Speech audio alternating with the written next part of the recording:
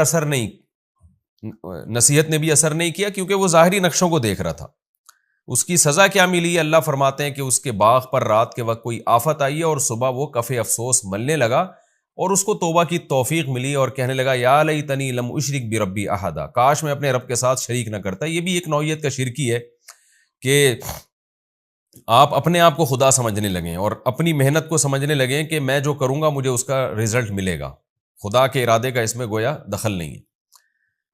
تو یہ قرآن نے ایک مثال دی ایک باغ کی، جو کہا جاتا ہے کہ شام کے شہر رملہ میں، کوئی رملہ شہر ہے، وہاں پر یہ باغ کا واقعہ ہوا ہے، بعض مفسرین نے لکھا ہے، واللہ عالم۔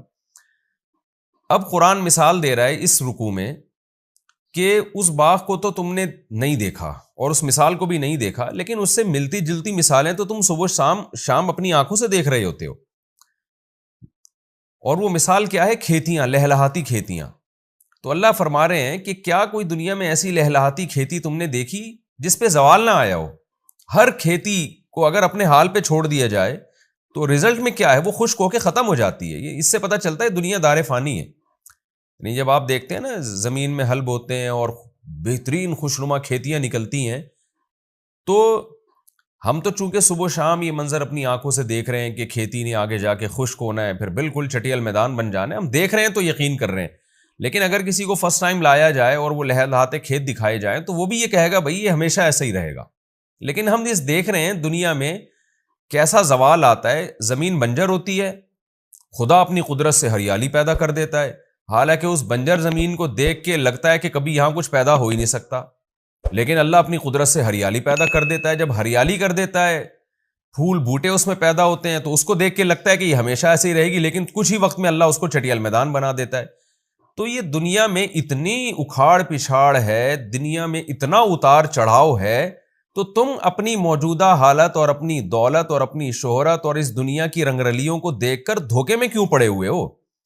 جیسے کھیتی نہیں ہوتی اور پھر ہو کے ختم ہو جاتی ہے، تو دنیا بھی نہیں تھی، تم بھی نہیں تھے، پیدا ہوئے، پھلے پھولے، اور پھر تمہارے اوپر بھی زوال آنے والا ہے۔ تو یہ اس مثال سے قرآن یہ سمجھا رہا ہے کہ یہ دنیا دل لگانے کی جگہ نہیں ہے، تکبر کی اور اترانے کی جگہ نہیں ہے، اس پہ اتار چڑھاؤ ہوتا رہتا ہے۔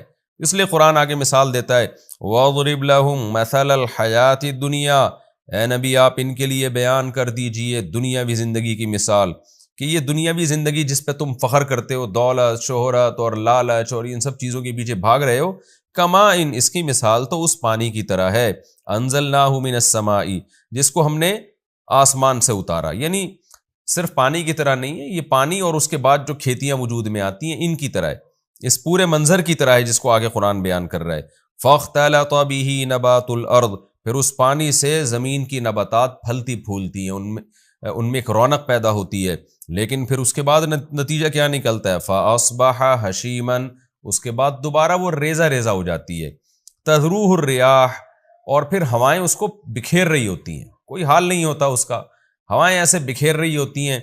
وَكَانَ اللَّهُ عَلَىٰ كُلِّ شَيْءٍ مُقْتَدِرًا، اس سے صاف پتہ چلتا ہے کہ اللہ ہر چیز پر قدرت رکھتا ہے، وہ جب چاہتا ہے ایک زمین کو رونق دے دیتا ہے اور جب چاہتا ہے اس رونق کو ختم کر دیتا ہے۔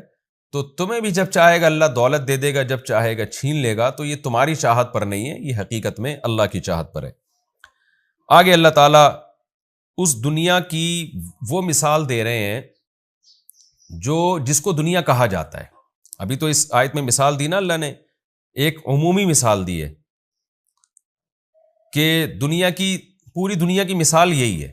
اب چونکہ دنیا میں دو چیزوں کو بہت زیادہ فوکس کیا جاتا تھا، خاص طور پر اس دور میں، آج ان میں ایک چیز کو فوکس کیا جاتا ہے، دوسری کو نہیں، لیکن اس زمانے میں لوگ فطرت پہ تھے، لہذا دو چیزوں کو دنیا سمجھتے تھے، ایک دولت اور ایک اولاد کی کثرت، جن میں خاص طور پر بیٹوں پہ بڑا فخر کیا جاتا تھا۔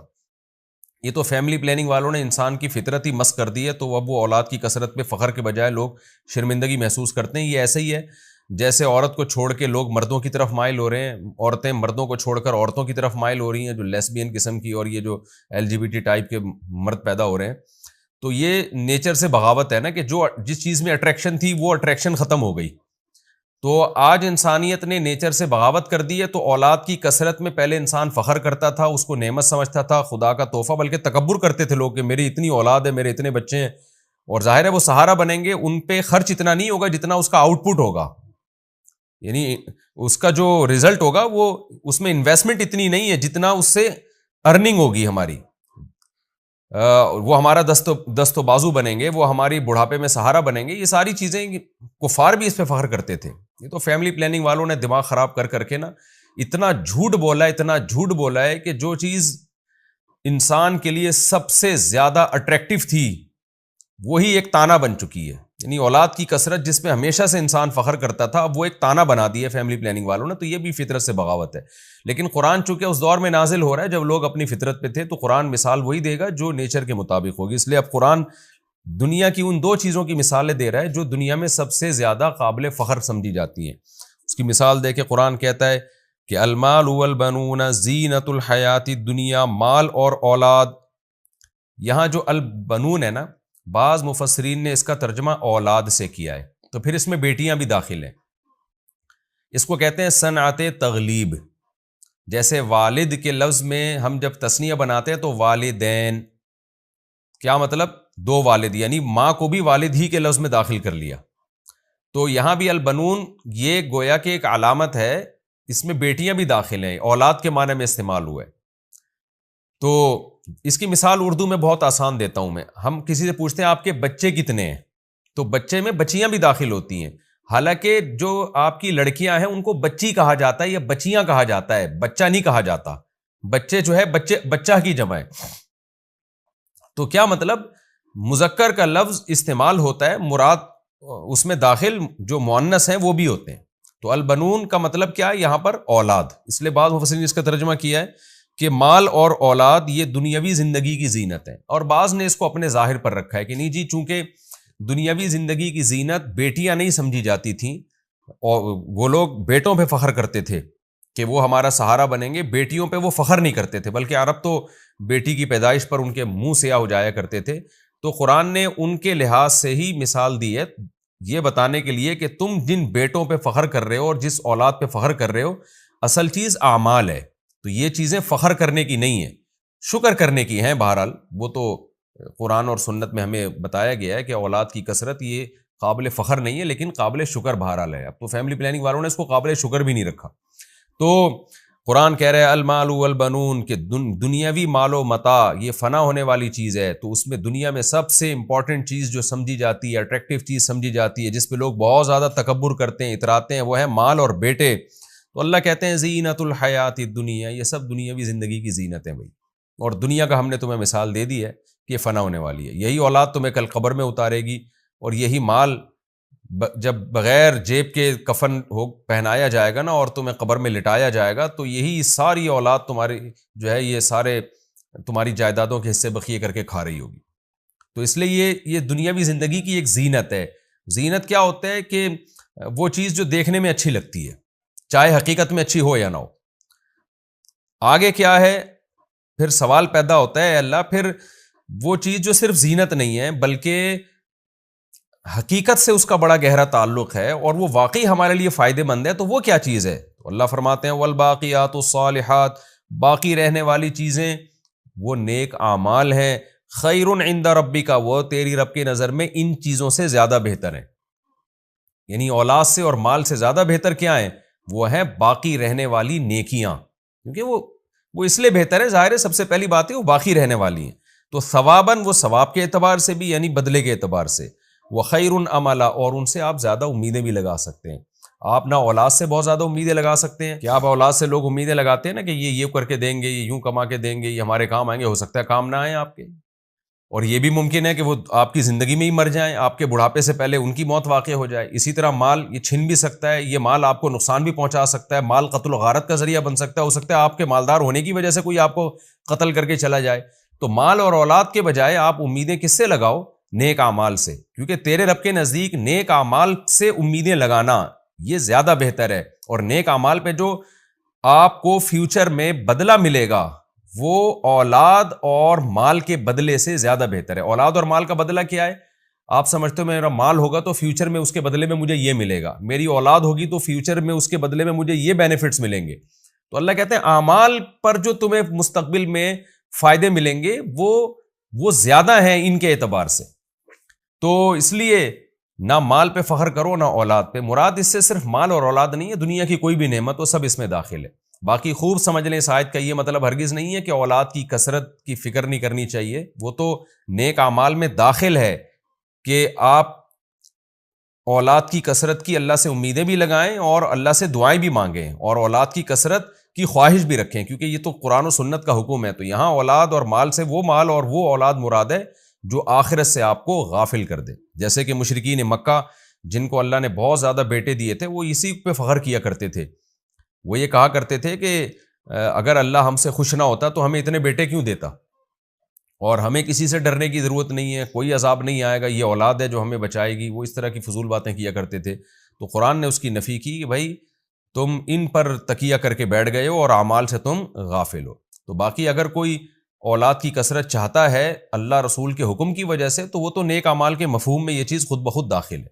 اسی طرح کوئی مال چاہتا ہے کہ میرے پاس مال زیادہ ہو اور نیت یہ ہو کہ اللہ اس کے رسول کا حکم ہے تاکہ میں خیر کے کاموں میں خرچ کروں اور لوگوں کے سامنے ہاتھ نہ پھیلاؤں، تو یہ مال پھر اللہ کے حکم کی وجہ سے مال کما رہا ہے، تو یہ نیک والباقیات الصالحات میں یہ داخل ہے، پھر یہ نیک اعمال میں داخل ہے. پھر یہ مال برائے مال نہیں ہے بلکہ تو شریعت کا حکم ہے. جیسے کہ رسول اللہ صلی اللہ علیہ وسلم نے فرمایا جو شخص تجارت کرتا ہے تاکہ لوگوں کے سامنے ہاتھ نہ پھیلائے، تو ایک روایت کا مفہوم ہے کہ اس طرح کا ایماندار تاجر قیامت کے دن پیغمبروں کے ساتھ ہوگا.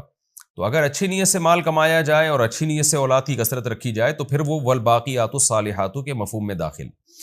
اس آیت کی ایک اور تفسیر حضرت علی رضی اللہ تعالیٰ عنہ کی طرف بھی منسوب کی جاتی ہے. اس میں وہ کہتے ہیں الباقیات الصالحات سے مراد ہے بیٹیاں. حضرت علی رضی اللہ تعالیٰ عنہ فرماتے ہیں کہ اس سے مراد ہے بیٹیاں. اور اس کی دلیل کیا ہے، اس کا قرینہ کیا ہے کہ اللہ تعالیٰ نے پہلے بیٹوں کا تذکرہ کیا. المال والبنون زینت الحیات الدنیا، مال اور بیٹے یہ دنیاوی زندگی کی زینت ہیں، اور باقی رہنے والی صالح چیزیں، تو اس میں اللہ نے اعمال کا لفظ صراحتاً ذکر نہیں کیا.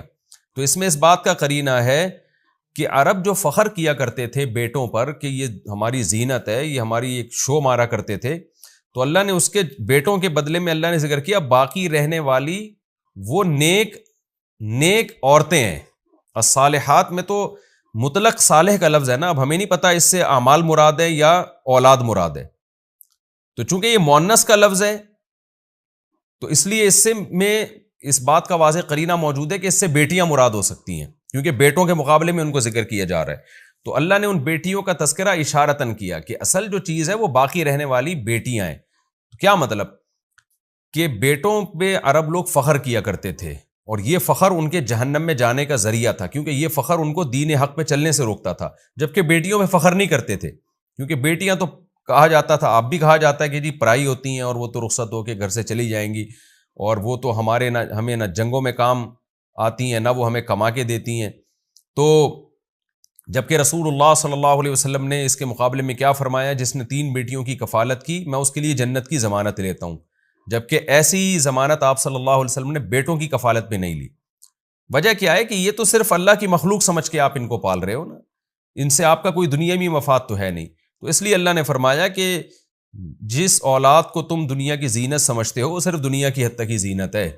تو اصل تو وہ بیٹیاں ہیں جو باقی رہنے والی ہیں. باقی کا مطلب کیا ہے، جن کے اثرات ہمیشہ باقی رہیں گے، جن کے جو رحمتیں ہیں ان کو پالنے کی وجہ سے جو تمہیں جو نیکیاں ملیں گی وہ ہمیشہ باقی رہیں گی. تو یہ بھی بہرحال ایک تفسیر کی گئی ہے.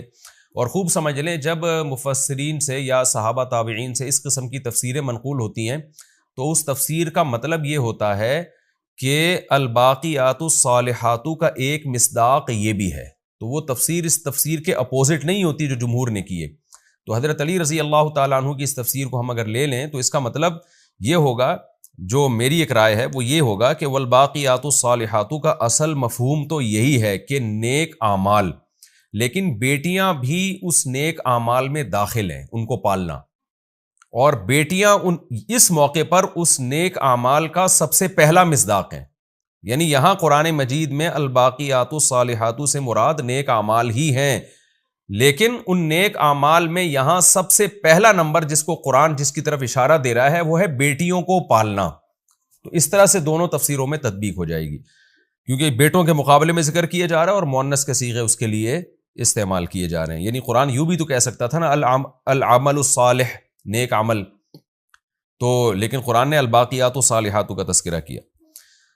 آگے قرآن کہتا ہے, اچھا اس آیت سے علماء نے استدلال, پردے پر بھی استدلال کیا ہے کہ دیکھیں قرآن کہہ رہا ہے کہ بیٹے زینت ہیں, تو زینت ہمیشہ دکھائی جاتی ہے, جبکہ بیٹیوں کو اللہ نے زینت نہیں کہا. اس سے پتہ چلتا ہے بیٹیاں چھپانے کی چیز ہیں, پبلک کو دکھانے کی چیز نہیں ہے. یعنی جب بیٹیاں جوان ہو جاتی ہیں تو وہ چھپانے کی چیز ہیں, گھر کی چار دیواری میں یا کہیں بھی جانا ہو تو پردے کے ساتھ جائیں. تو بیٹے ہیں جو زینت کا ذریعہ بنتے ہیں, دنیاوی زینت.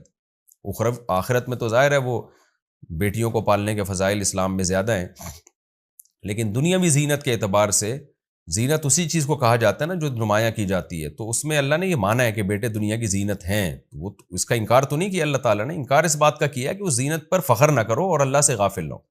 تو اس سے بھی پتہ چلتا ہے کہ بیٹے تو دکھائے جائیں گے اور ان کو آپ لے کے جائیں, ہر جگہ تعارف کروائیں. بیٹیوں کو چھپایا جائے گا, وہ باپ کے گھر سے رخصت ہو کے شوہر کے گھر میں جائیں گی. وَيَوْمَ نُسَيِّرُ الْجِبَالَ وَتَرَى الْأَرْضَ بَارِزَةً. اب چونکہ قرآن بار بار اس دنیا کا دار فانی ہونا بیان کر رہا ہے کہ دنیا فنا ہونے والی ہے, ختم ہونے والی ہے, تو اب دنیا کیسے ختم ہوگی, کھیتیاں کیسے ختم ہوتی ہیں, اس کی تو اللہ نے مثال دے دی. اب اللہ بتا رہا ہے کہ یہ دنیا بھی ایک کھیتی کی طرح ہے, تم پر بھی موت واقع ہوتی ہے, اس دنیا پہ بھی موت واقع ہوگی. تو اب اس دنیا پہ کیسے موت واقع ہوگی, قرآن اس کا تذکرہ کرتا ہے. وَيَوْمَ نُسَيِّرُ الْجِبَالَ, جس دن ہم پہاڑوں کو اپنی جگہ سے ہلا دیں گے. وَتَرَى الْأَرْضَ بَارِزَةً, اور تم دیکھو گے زمین کو چٹیل میدان, کیونکہ پہاڑوں کا ہلنا یہ بہت مشکل ہوتا ہے. تو اللہ نے بڑی مثال دی ہے تاکہ چھوٹی چیزوں کا ہلنا تمہاری سمجھ میں آ جائے کہ جب بڑے بڑے پہاڑ K2 اور ماؤنٹ ایوریسٹ جیسے پہاڑ اپنی جگہ پہ نہیں رہیں گے تو پھر کیا چیز اپنی جگہ پہ رہے گی. اللہ اس کو ختم کر دے گا اور زمین ایک چٹیل میدان بن جائے گی. پھر اس کے بعد دوبارہ جو سور پھونکا جائے گا, پھر کیا ہوگا, وَحَشَرْنَاهُمْ, ہم ان لوگوں کو جمع کریں گے, فَلَمْ نُغَادِرْ مِنْهُمْ أَحَدًا, اور ان میں سے کسی ایک کو بھی ہم نہیں چھوڑیں گے. کوئی ایک آدم سے لے کے قیامت تک آنے والا آخری انسان میں کوئی ایک ایسا نہیں ہوگا جو میدان حشر میں جمع نہ ہو.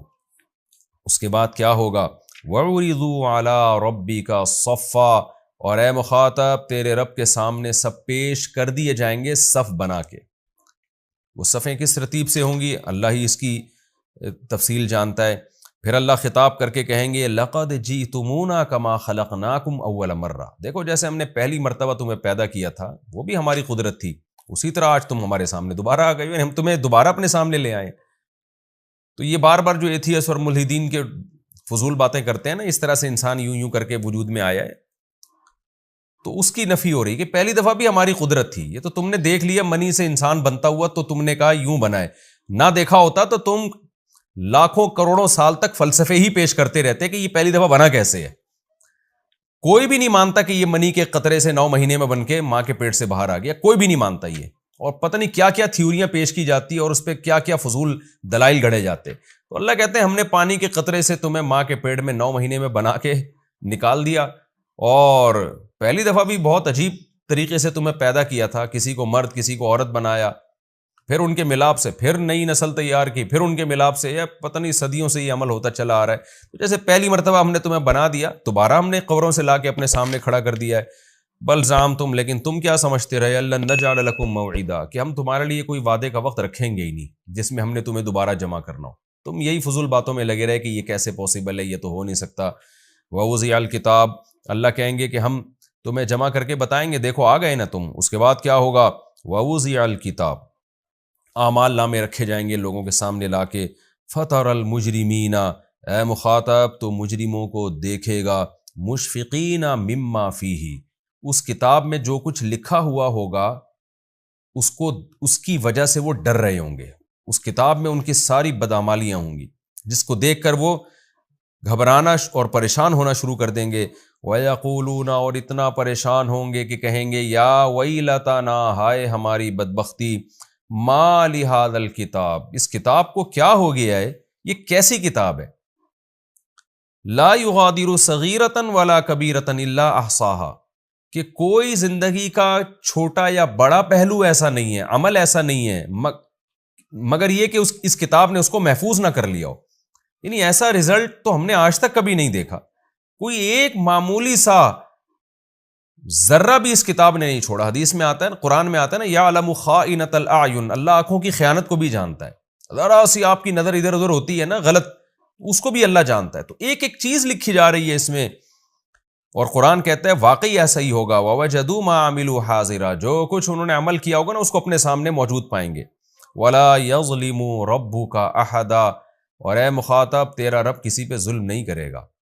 کیا مطلب؟ ایسا نہیں ہوگا کہ کوئی بدعملی کی نہ ہو اور تیرے رب نے اس اعمال نامے میں زبردستی لکھ دی ہو, اور ایسا بھی نہیں کرے گا کہ کوئی بدعملی کی نہیں ہو اور اللہ اس کی سزا دینا شروع کر دے. تو اس لیے جو کچھ ہوگا حقیقت پر مبنی ہوگا, تبھی ان کی چیخیں نکلیں گی. جب ہم رزلٹ دیکھتے ہیں نا, اور ہم دیکھتے ہیں کہ جو کام ہم نے نہیں کیا یا پیپر ہم نے اچھا دیا تھا نمبر ہمارے کم آئے ہیں, تو ہم ایک دم ٹینشن میں نہیں جاتے, بلکہ ہم کہتے ہیں یار یہ رزلٹ ہی غلط ہے, میں اس کو چیلنج کروں گا.